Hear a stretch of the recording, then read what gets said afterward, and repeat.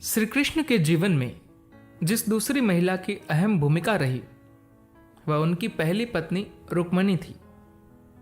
राजकुमारी रुक्मणी विदर्भ के राजा भीष्मक की पुत्री थी। जब कृष्ण बाहुयुद्ध के महारथी चाणूर के साथ अखाड़े में उतरे थे उस समय रुक्मणी मथुरा में ही थी। वह उन पलों की भी साक्षी थी जब कृष्ण ने मथुरा के राजा कंस को झटके में ढेर कर दिया था। मथुरा राज्य में कंस के अत्याचारी शासन को खत्म करने और समता स्थापित करने की ओर श्री कृष्ण का यह पहला कदम था।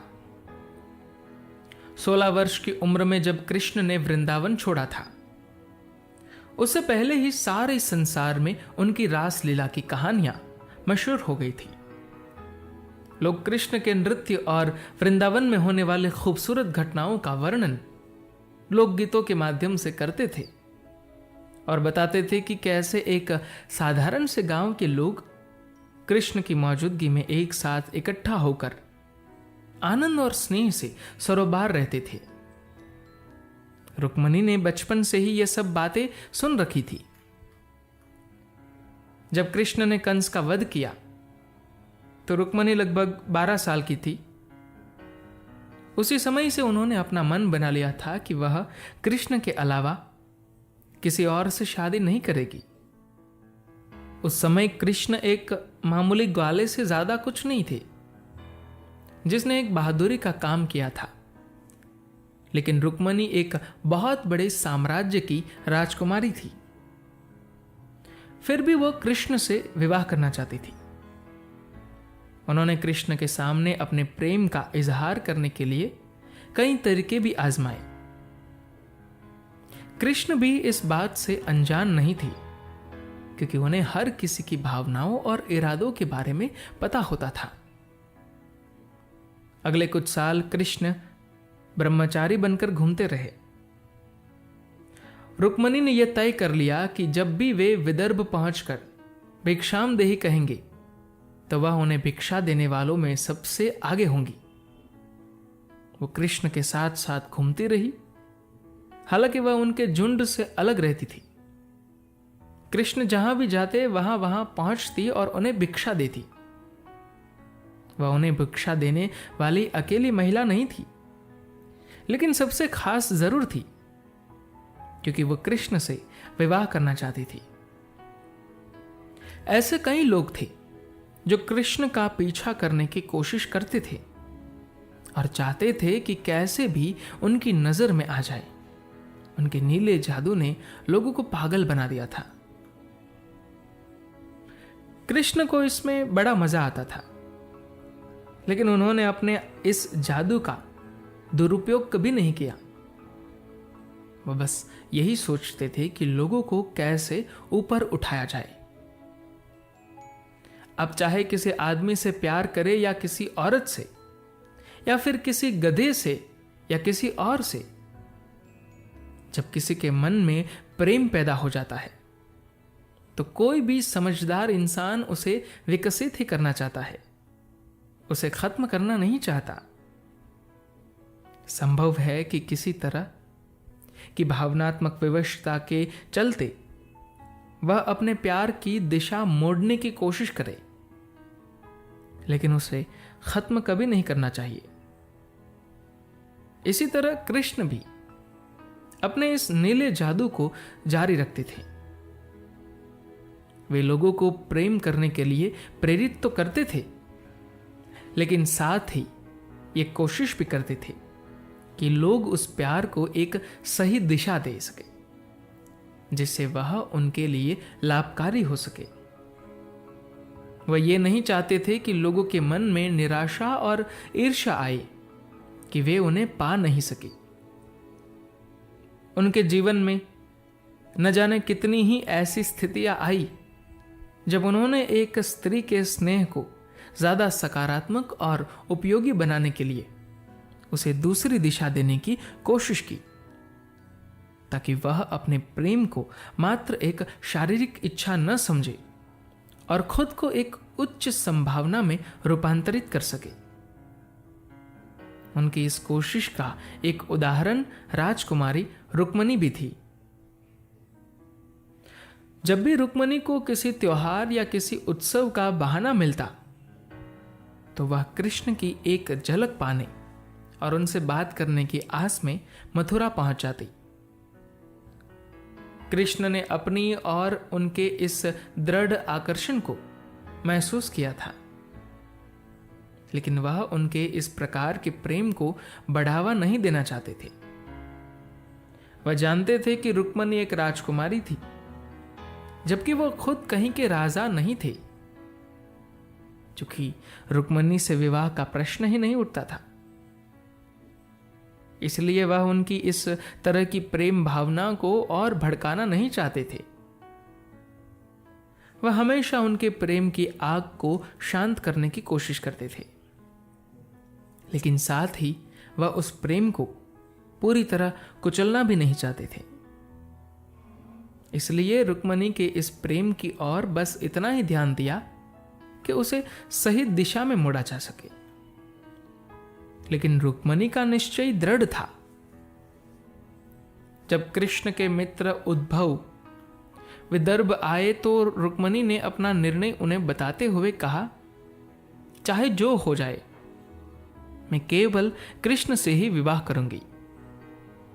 अगर उन्होंने मुझसे शादी करने से मना किया तो मैं आग में कूदकर जान दे दूंगी। उधर रुक्मणी का भाई रुक्मी उनकी शादी चेदी के राजा शिशुपाल से कराना चाहता था, क्योंकि ये एक बहुत अच्छी संधि होती। रुक्मी की महत्वाकांक्षाएं बहुत बढ़ चुकी थी। वह अपनी बहन रुक्मणी का विवाह शिशुपाल से कराकर एक बहुत महत्वपूर्ण गठबंधन बनाना चाहता था। खुद वह राजा जरासंध की पोती से विवाह करना चाहता था। चूंकि जरासंध बूढ़ा हो गया था, इसलिए रुक्मी ने अंदाजा लगाया कि अगर जरासंध अपने पूर्वजों की दुनिया में चला जाए तो आसपास के क्षेत्र में वही सबसे शक्तिशाली व्यक्ति होगा और इस तरह वह इस पूरे साम्राज्य का राजा बन जाएगा। उसकी इस मंशा को पूरा करने में रुक्मणी एक बहुत खास मोहरा साबित हो सकती थी। रुक्मणी को यह सब पता चल गया। वह उन लड़कियों में से नहीं थी जो महिला होने के नाते शांत रह जाए। रुक्मणी ने इतनी तीव्रता के साथ अपनी बात रखी कि वे समझ ही नहीं पाए कि आखिर उनके साथ क्या किया जाए। कई बार उनके भाई ने उन्हें जबरदस्ती झुकाने की सोची, लेकिन वह ऐसा करने की हिम्मत नहीं जुटा पाया, क्योंकि रुक्मणी बहुत तेज स्वभाव की थी। विदर्भ से लौटकर उद्धव ने कृष्ण को बताया कि रुक्मणी केवल आपसे ही विवाह करने की जिद पर अड़ी हुई है, और अगर ऐसा नहीं हुआ तो वह खुद को खत्म कर लेगी। उद्धव की यह बात सुनकर कृष्ण मुस्कुराए और बोले, मैंने न जाने कितनी ही राजकुमारियों को यही कहते सुना है, लेकिन बाद में सबने किसी और से शादी कर ली और अब वे सब खुशी खुशी जी रही है। ऐसा कहना लड़कियों के लिए आम बात है, लेकिन बाद में वे सभी अपने लिए योग्य वर से शादी करके उनके साथ आराम से रहने लगती है। कृष्ण की बात सुनकर उद्धव बोले, नहीं वासुदेव, तुम गलत समझ रहे हो। वह बहुत जिद्दी है और अपनी मर्जी की मालकिन है। इस पर कृष्ण ने पूछा, इतनी दृढ़ संकल्प वाली महिला मुझ जैसे ग्वाला से विवाह क्यों करेगी भला? वह अपने लिए कोई सुंदर सा राजकुमार ढूंढ ले और उससे विवाह कर ले। लेकिन रुक्मणी ने अपना इरादा नहीं बदला और वह इस पर अड़ी रही। जब कृष्ण और बलराम को जरासंध के आगमन को टालने और नगर को जलने से बचाने के लिए मथुरा छोड़ना पड़ रहा था, तो रुक्मणी के दादा केशिक ने उन दोनों को आसरा दिया था। ऐसा उन्होंने इसलिए किया क्योंकि रुक्मणी ने उन्हें धमकी दी थी कि अगर उन्होंने उन दोनों जरूरतमंदों की मदद नहीं की तो वह उनके सामने ही अपनी जान दे देंगी। ऐसे में कैशिक के सामने इन दोनों लड़कों को सहारा देने के अलावा और कोई चारा नहीं बचा था। कुछ समय बाद रुक्मणी के लिए एक स्वयंवर का आयोजन किया गया। स्वयंवर एक ऐसा आयोजन होता था जिसमें राजकुमारी अपना मनपसंद वर चुन सकती थी।